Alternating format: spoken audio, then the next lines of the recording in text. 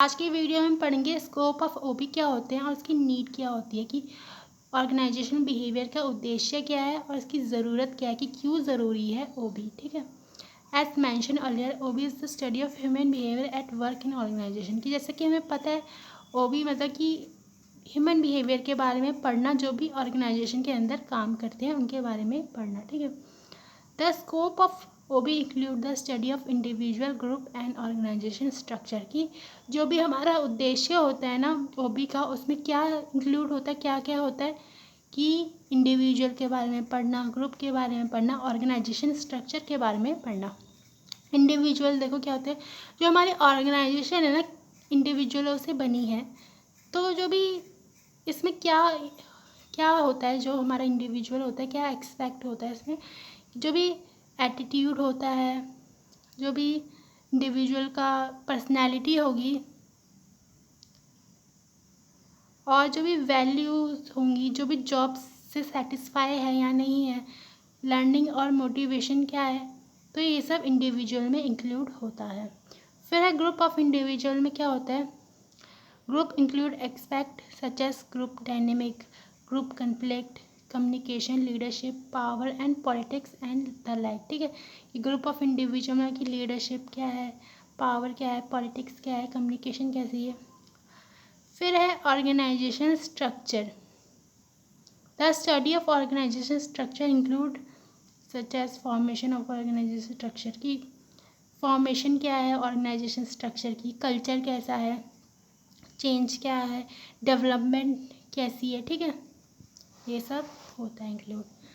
देखते हैं अब नीड क्या होती है, ऑर्गेनाइजेशन बिहेवियर को पढ़ने की क्या नीड होती है।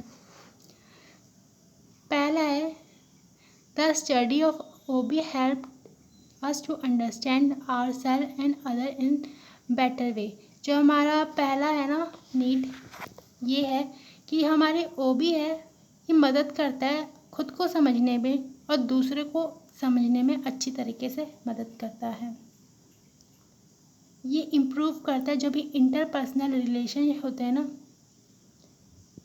जो भी ऑर्गेनाइजेशन के अंदर लोग काम कर रहे हैं उनका जो भी इंटरपर्सनल रिलेशन होते हैं उनको इम्प्रूव करने में मदद करता है। एम्प्लॉयज़ के बीच में जो भी रिलेशन है, मैनेजमेंट के अंदर जो भी रिलेशन है उनको इम्प्रूव करने की कोशिश करता है हमारा ओबी। फिर है the knowledge of OB help to manage no individual employ better and motivate employ to work for better result. ठीक है, फिर है हमारा ओबी क्यों ज़रूरी होता है, ये मोटिवेट करने के लिए एम्प्लॉय को। अगर हम समझ जाएंगे कि एम्प्लॉय को क्या क्या नीड है, क्या ज़रूरत है, क्या उसको चाहिए, उसका बिहेवियर कैसा है, तो हम उसको मोटिवेट कर सकते हैं ताकि वो अच्छा काम करे ऑर्गेनाइजेशन के अंदर और अच्छा रिजल्ट मिले ऑर्गेनाइजेशन को। ठीक है, अच्छी टेक्निक यूज़ करेंगे, मोटिवेशनल टेक्निक। ठीक है, जो भी किसके हिसाब से जो भी उसका नेचर होगा, एम्प्लॉय का नेचर होगा, उसके हिसाब से हम मोटिवेशनल टेक्निक यूज़ करेंगे ताकि अच्छा हो ऑर्गेनाइजेशन के लिए। ठीक है, फिर है थर्ड क्या है, one of the basic characteristics of OB that it human nature so takes less of, मतलब जो हमारा ओबी होता है ना इसका जो बेसिक कैरेक्टरिस्टिक्स है कि वो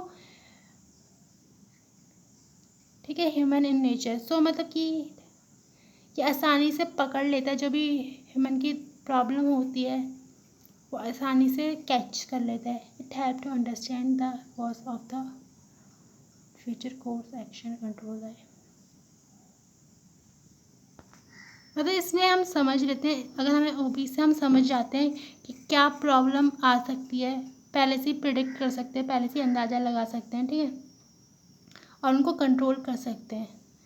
फिर है the most popular reason for studying OB is learn how to predict human behaviour, कि हम कैसे पहले से प्रिडिक्ट कर लें, पहले से पहचान लें कि ह्यूमन का बिहेवियर कैसा है। Some useful way to make organisation more effective, और अगर हमें पता चल जाएगा कि ह्यूमन का बिहेवियर ऐसा ही पहले से पता चल जाएगा तो हम अच्छी तरह इसको यूज़ कर सकते हैं ऑर्गेनाइजेशन के अंदर। ठीक है, फिर है all organisation are run by man, it is man working in the organization make all the difference. Then it applies that effective utilization of people working in the organization guarantees success of organization. OB is come into picture. OB help to manager how to effectively manage human resources. मतलब जो हमारा OB होता है ना, ये manager को मदद करता है कि कैसे इफेक्टिवली कैसे यूज़ किया जाए, जो भी ह्यूमन रिसोर्सेज हैं उनको कैसे यूज़ किया जाए, ठीक है। ये मैनेजर को इनेबल करता है, ठीक है, उसको बताता है कि कैसे इंस्पायर करना है, कैसे मोटिवेट करना है एम्प्लॉय को, ठीक है, अच्छे बेटर रिजल्ट के लिए कैसे एक एम्प्लॉय को मोटिवेट करना है, इंस्पायर करना है कैसे, ताकि वो अच्छा रिजल्ट दे सके ऑर्गेनाइजेशन के अंदर। Thank you.